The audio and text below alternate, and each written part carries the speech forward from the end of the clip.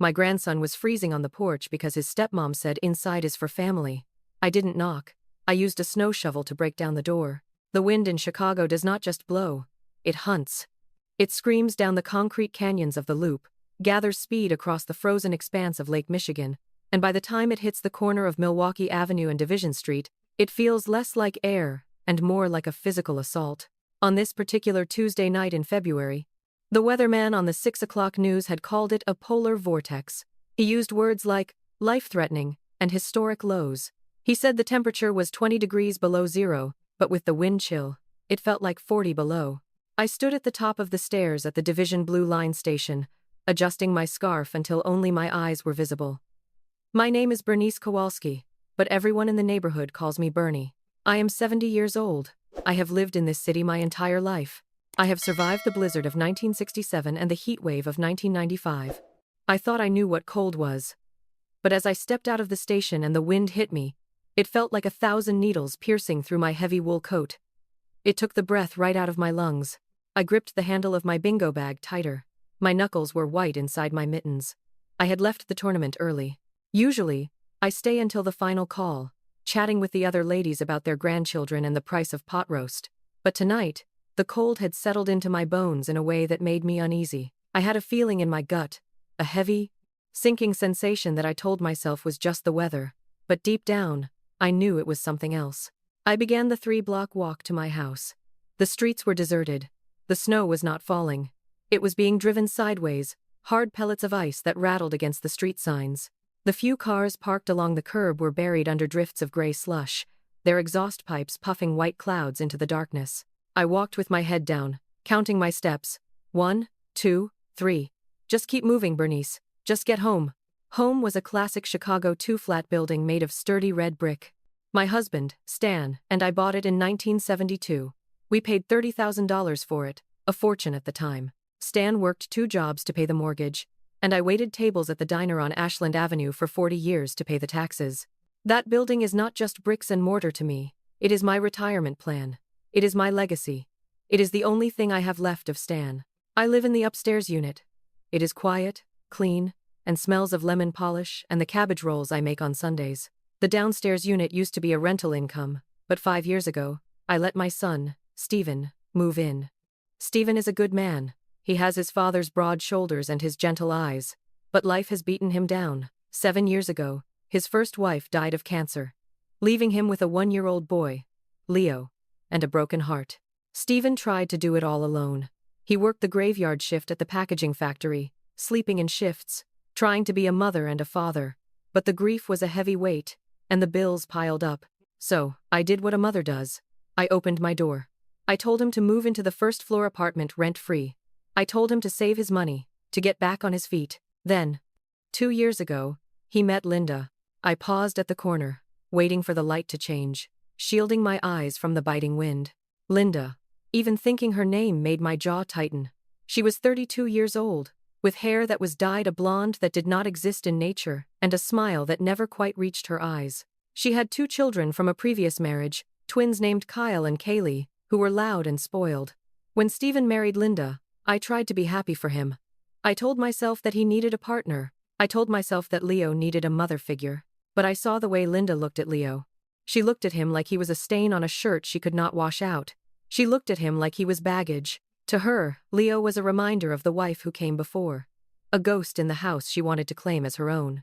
I reached my building. It stood solid against the storm, the porch light glowing yellow in the swirling snow.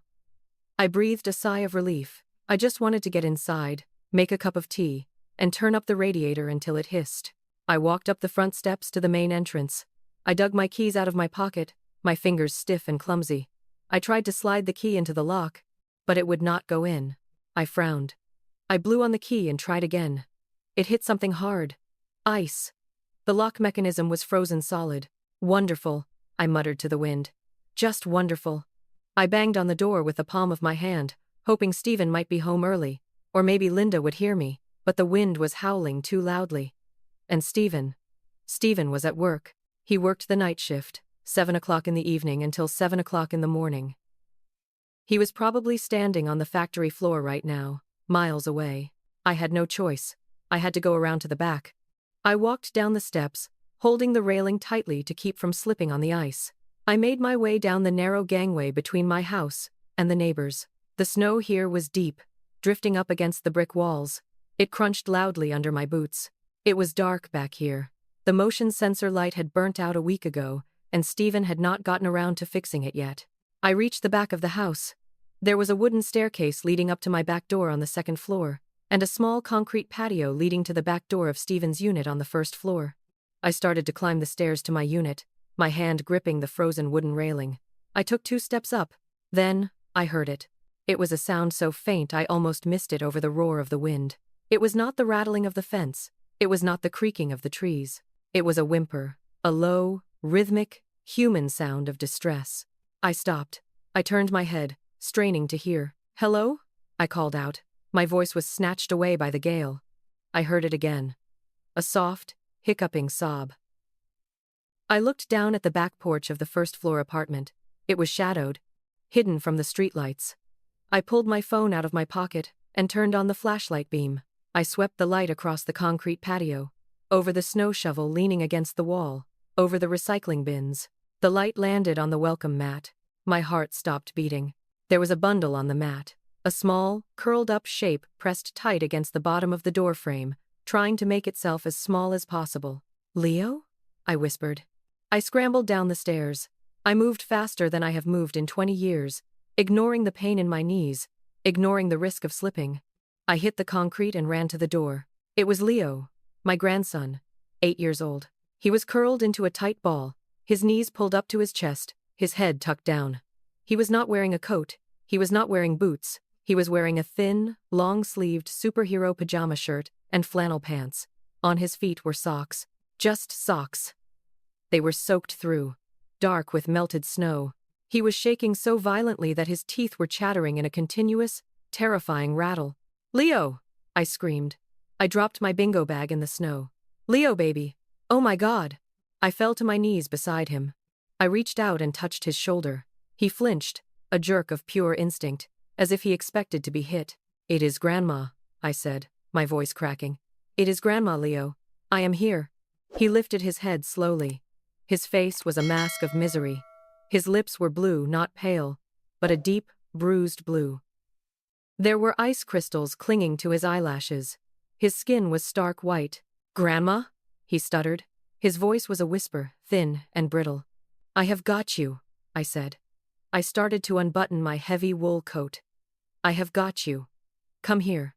I tried to pull him into my arms, to wrap my coat around him, but he was stiff with cold. He felt like a block of ice. "Why are you out here?" I demanded, rubbing his arms frantically, trying to generate friction, trying to create heat. "Did you get locked out? Did you lose your key?" I looked at the back door. It was right there. The handle was 6 inches from his head. I reached up and grabbed the doorknob. I turned it, locked. I assumed it was just the latch. I pounded on the door. "Linda!" I shouted. "Open this door. Leo is out here." I peered through the glass pane in the upper half of the door. The kitchen inside was bathed in warm, golden light. I could see the steam rising from a pot on the stove.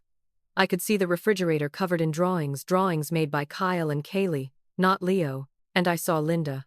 She was sitting at the kitchen table, her back to the door. She was wearing a thick, fuzzy sweater. She was holding a mug of hot cocoa with marshmallows piled high on top. Kyle and Kaylee were sitting across from her, laughing at something on a tablet screen. They looked warm. They looked safe. They looked like a picture-perfect family. Linda did not turn around. She did not look at the door.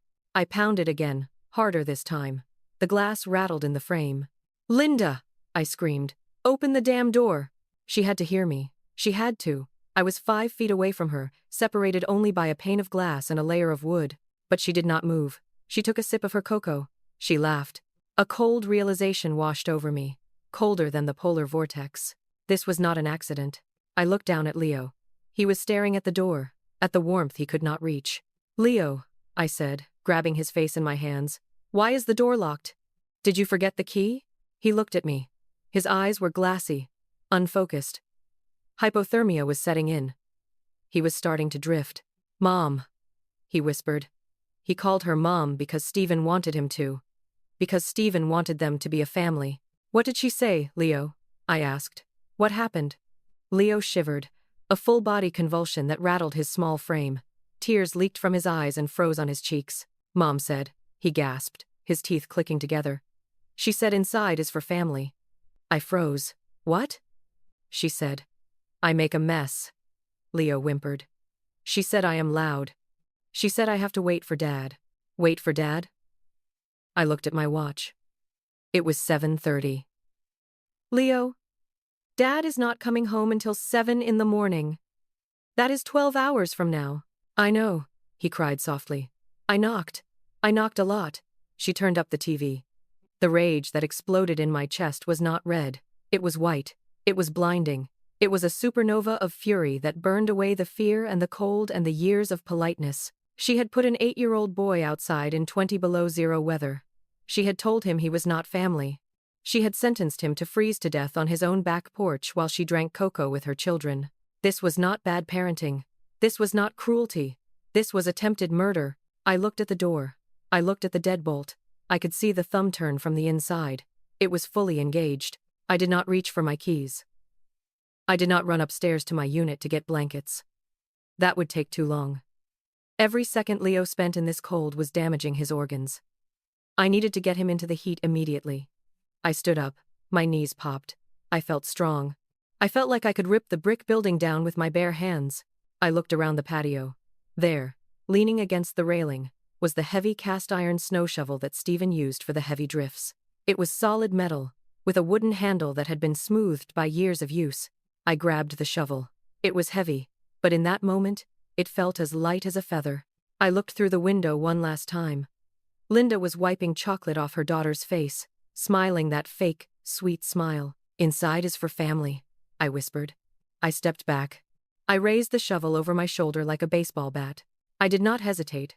I did not think about the cost of the glass. I did not think about the noise. I swung. I put 40 years of carrying heavy trays, 40 years of scrubbing floors, and 70 years of Chicago grit into that swing. The edge of the iron shovel hit the center of the glass pane. Crash. The sound was explosive. It was the sound of Judgment Day arriving. The safety glass shattered into 1,000 glittering diamonds, spraying into the warm kitchen, skittering across the linoleum floor. Inside, Linda screamed. She jumped up from the table, dropping her mug. The cocoa splashed everywhere. Kyle and Kaylee started shrieking. I did not stop. I dropped the shovel. I reached my gloved hand through the jagged hole in the door. I grabbed the deadbolt thumb turn. I twisted it. Click. I grabbed the handle. I kicked the door. It flew open, slamming against the interior wall with a bang that shook the house. The cold wind rushed into the kitchen, a vengeful ghost riding on my shoulders. I stepped over the threshold. I stood there, framed by the broken door, breathing hard, my coat open, my eyes blazing. Linda stood by the refrigerator, her hands over her mouth, her eyes wide with terror. She looked at the broken glass. She looked at the snow blowing into her perfect kitchen. Then she looked at me. Bernice? She shrieked. Are you insane? You broke the door. You scared the kids. What is wrong with you? I did not answer her. Not yet. I turned back to the porch. I bent down and scooped Leo up into my arms. He was heavy, dead weight, his limbs stiff. I carried him into the kitchen. I kicked the broken door shut behind me, blocking the wind, though the hole in the window still let the cold air in. I laid Leo on the rug in front of the heat vent. I ripped the curtains off the window, cheap, flowered things that Linda had bought, and wrapped them around him. Bernice! Linda yelled, finding her voice. Get him off the rug! He is wet! He is ruining the floor! Look at this mess! You are paying for this door! I stood up slowly. I towered over her, even though she was taller than me. My anger made me 10 feet tall. Paying for the door? I asked. My voice was low, a rumble of thunder. Yes! She screamed. You are crazy! I am calling the police. This is breaking and entering. I took a step toward her. She took a step back, hitting the counter. You locked a child outside, I said, in a polar vortex. He wanted to go out, she lied. The lie was so quick, so smooth. He was being bratty. He said he wanted to build a snowman. I told him no, but he snuck out. I didn't know he was out there. The deadbolt was locked, I said. You cannot lock a deadbolt from the outside, Linda. You locked him out. I locked it out of habit, she stammered. I didn't know. He was crying, I said. He was right on the other side of that glass. I saw you. You were laughing. I didn't hear him. Leo told me what you said. I cut her off. He told me that you said inside is for family. Linda's face went pale. The lie crumbled. She knew she was caught. He lies, she whispered. He is a liar, just like his father. I looked at her. I looked at this woman who I had tried to welcome. I looked at the monster in the fuzzy sweater. I am not paying for the door, Linda, I said. And you are not calling the police. I reached into my pocket and pulled out my phone. I am calling them. My fingers were stiff, but they found the buttons. I dialed 911. I put the phone to my ear, never taking my eyes off Linda. She stood by the granite island, her chest heaving, her eyes darting between me and the back door where the wind was whistling through the jagged hole I had made. 911, what is your emergency? The dispatcher asked. Her voice was calm, a stark contrast to the storm raging inside my kitchen and outside my window. I need police and an ambulance at 2415 North Milwaukee Avenue, I said, my voice steady as a rock. I have an 8-year-old child with severe hypothermia. He was locked outside in sub-zero temperatures. Linda lunged forward. Give me that, she shrieked. You are not calling the cops on me. I raised the snow shovel slightly. I did not swing it, but the threat was there. The iron blade caught the kitchen light. Linda froze. She looked at the shovel, then at my face, and she saw something there that terrified her more than the police. She saw a mother who was done being polite.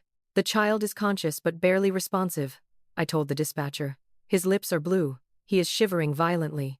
Is the perpetrator still on the scene? The dispatcher asked. She is standing right in front of me, I said. Linda gasped. Perpetrator? I am his mother. Well, his stepmother. This is a misunderstanding. Bernice, hang up. Hang up right now. I did not hang up. I gave the dispatcher the details. I told her about the deadbolt. I told her about the thin pajamas. I told her about the temperature. When I finally lowered the phone, the silence in the kitchen was heavy and suffocating. My own grandchildren, Kyle and Kaylee, were huddled in the corner by the pantry, wide-eyed and silent. They were not bad kids, but they had been raised by a woman who taught them that cruelty was just a form of humor. I felt a pang of pity for them. But my focus was on the boy shivering on the floor. I knelt back down beside Leo. I rubbed his back. I pulled the flowered curtains tighter around his small shoulders. You are okay, Leo, I whispered. Help is coming. He did not answer. His teeth were chattering so hard it sounded like dice rattling in a cup. He looked at me with eyes that were too old for his face. He looked at me like I was the only thing anchoring him to the earth. You cannot do this, Linda hissed, pacing the kitchen floor. Stephen will never forgive you. Calling the cops on his wife? He will kick you out. He will put you in a home. I looked up at her. You think Stephen runs this building? I asked. I own the bricks, Linda. I own the pipes. I own the door I just smashed. And I am going to make sure Stephen knows exactly what happened here tonight. We waited. It took 7 minutes for the sirens to cut through the howling wind. Those 7 minutes felt like 7 years. I spent them sitting on the floor, holding Leo, while Linda frantically cleaned the kitchen, throwing the cocoa mugs in the sink, wiping the counter, trying to erase the scene of her comfort while Leo froze.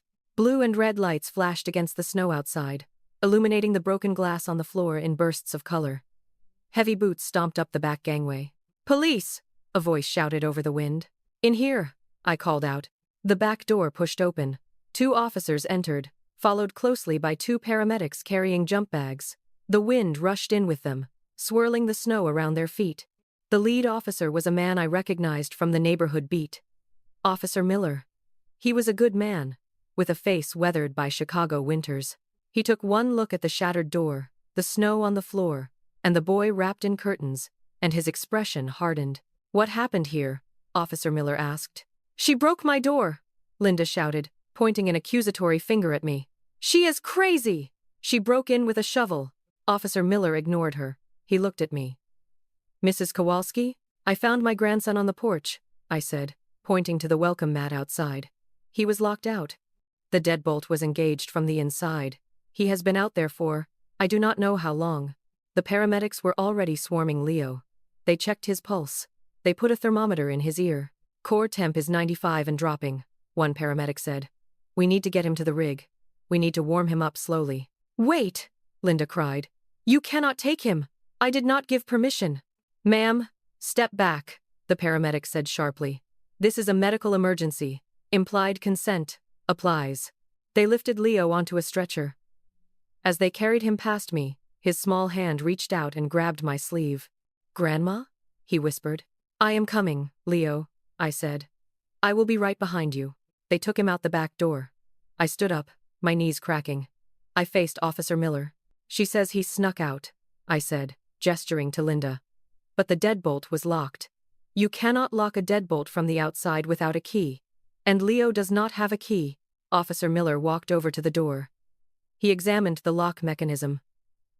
He looked at the thumb turn on the inside. He turned to Linda. Did you lock this door, ma'am? He asked. I lock it automatically, Linda stammered. It is a habit. I did not know he was out there. I thought he was in his room. You were sitting right here, I said, pointing to the kitchen table. You were drinking cocoa. You were 5 feet away from the glass. He was banging on the door. I had the TV on, Linda yelled. I did not hear him. Officer Miller looked at the table. He looked at the mugs in the sink that Linda had just tried to hide. He looked at the clear line of sight through the broken window. It is 20 degrees below zero, ma'am, Officer Miller said, his voice low and dangerous. If Mrs. Kowalski had not found him, that boy would be dead by morning. It was an accident, Linda insisted, tears streaming down her face now. Real tears? Fake tears? With Linda, it was impossible to tell. I want to file a report, I said. Child endangerment. You cannot do that, Linda screamed. I am his mother. Stepmother, I corrected. And you told him inside was for family. Linda went pale. She looked at Officer Miller, then at me. I never said that, she whispered. Leo said you did, I said. And children do not lie about freezing to death. Officer Miller took out his notepad. I need everyone's identification.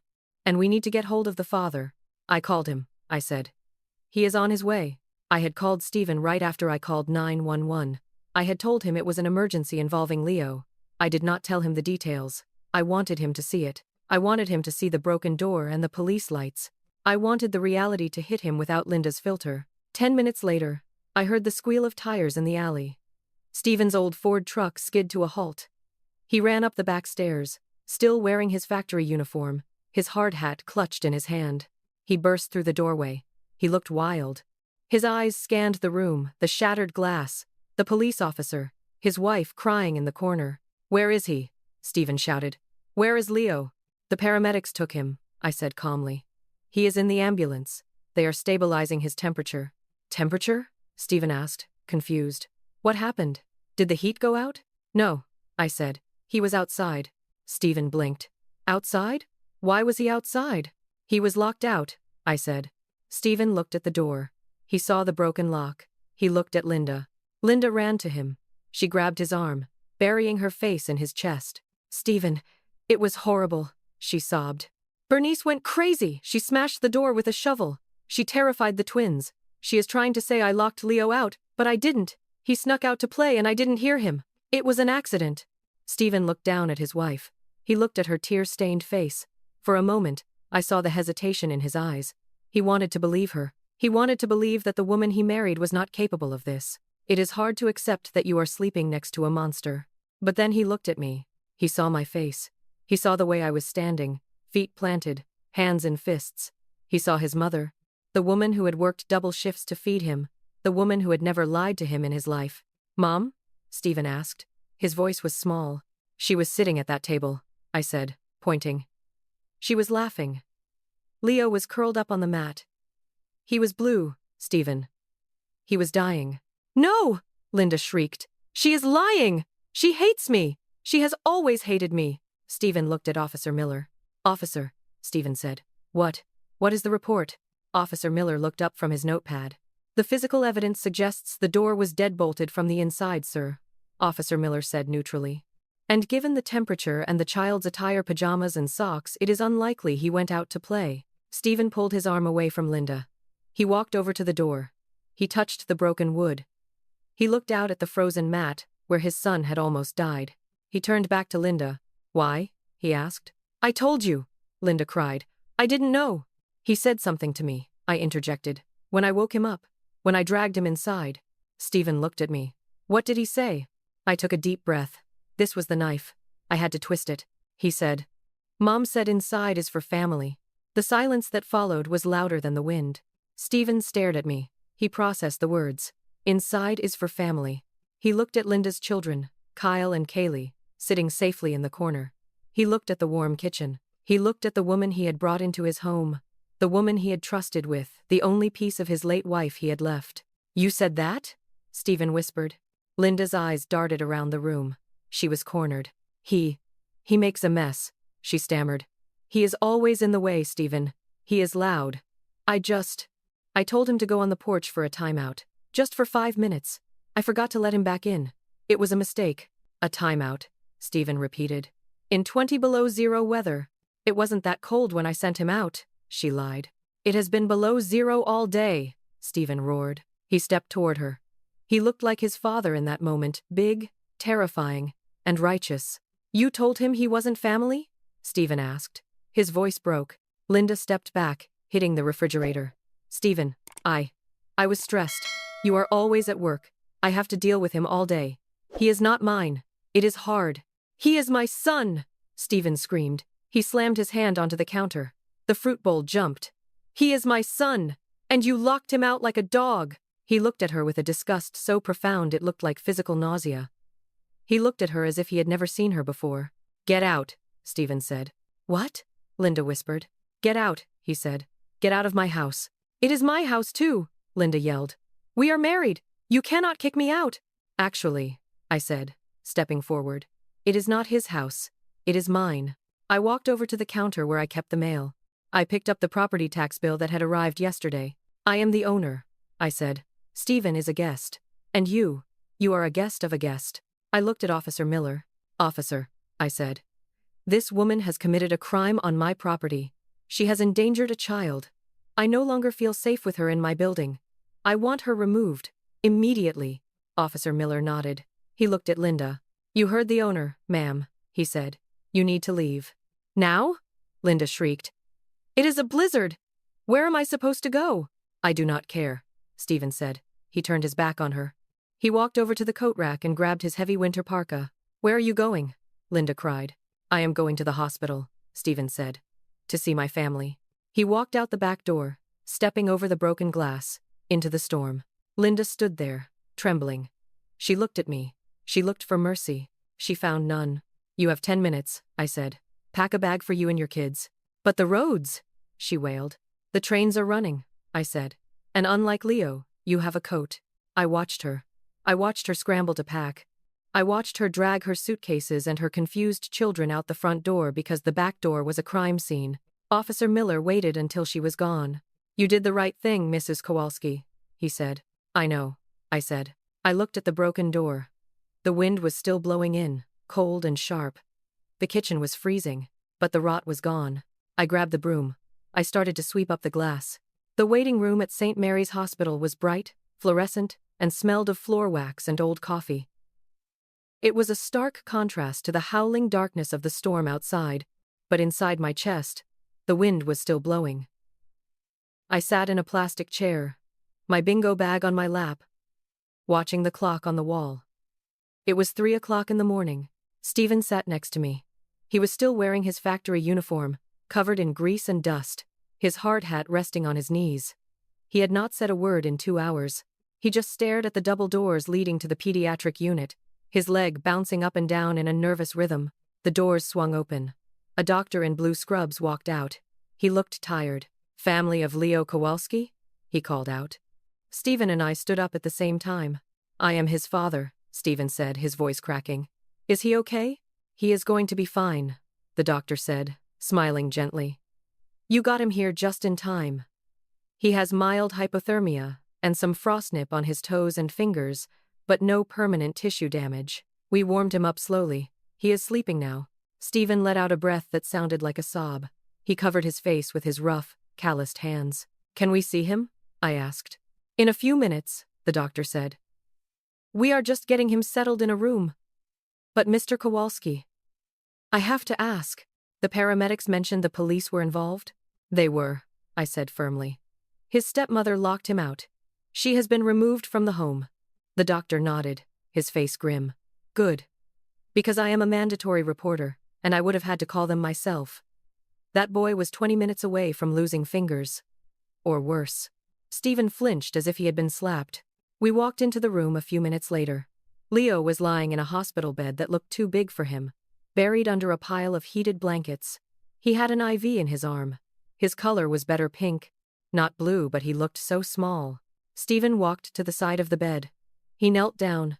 He took Leo's hand, careful not to squeeze the bandages on his fingers. "I am so sorry, buddy," Stephen whispered, tears dripping onto the bedsheet. "I am so sorry."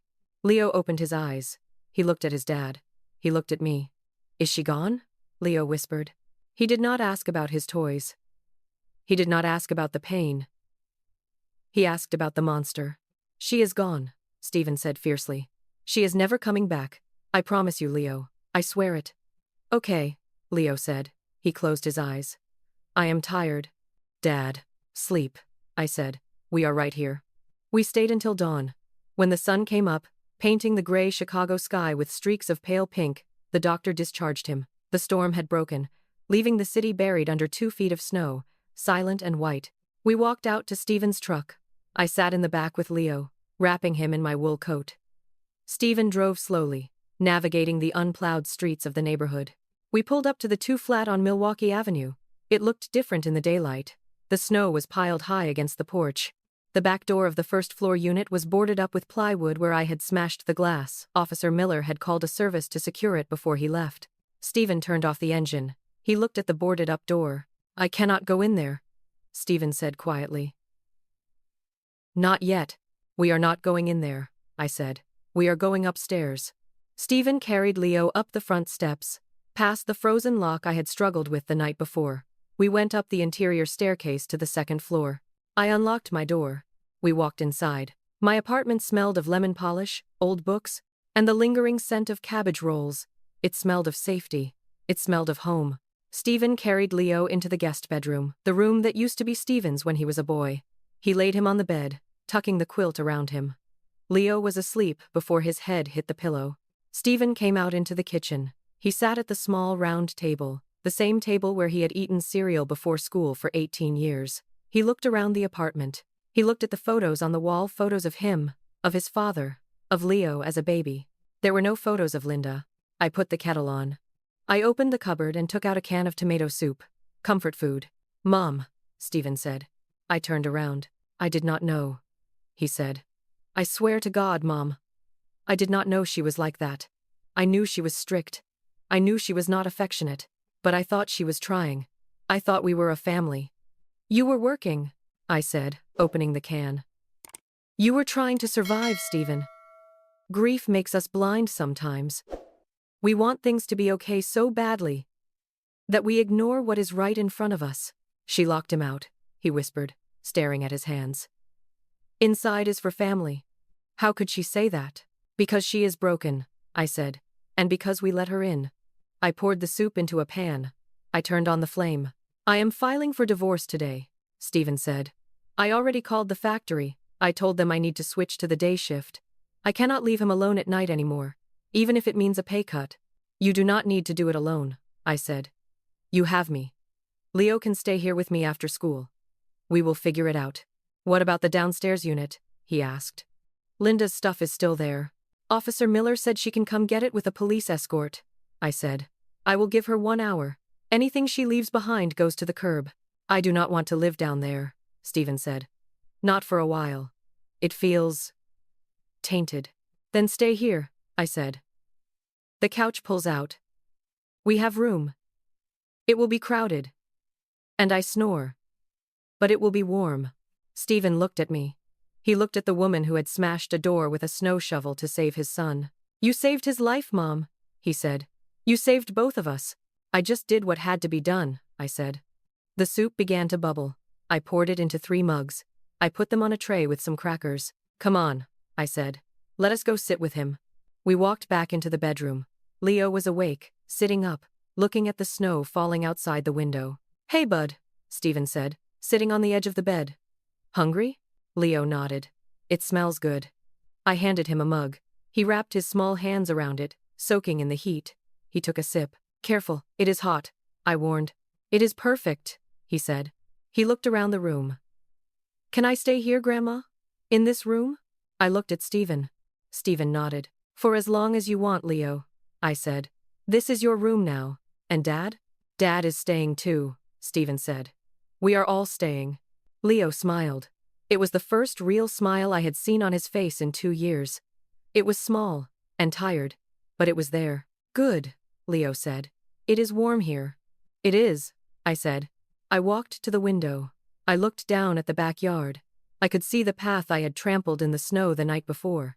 I could see the spot where I had found him. The snow was already covering my footprints.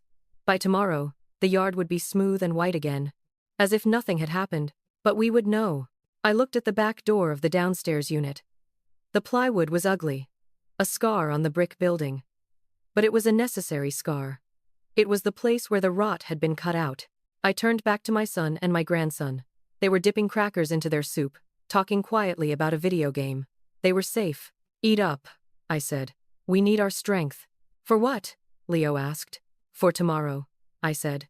We have a lot of work to do. Like what? Stephen asked. I smiled. It was a tough, Chicago smile. Like cleaning out the trash downstairs, I said. And Stephen? Yeah, Mom? Call the locksmith, I said. The locks get changed tomorrow. All of them. Stephen nodded. First thing in the morning. I sat down in the rocking chair in the corner. I watched them eat. The wind rattled the window pane, trying to get in, trying to freeze us. But it could not touch us. We were inside. And inside is for family.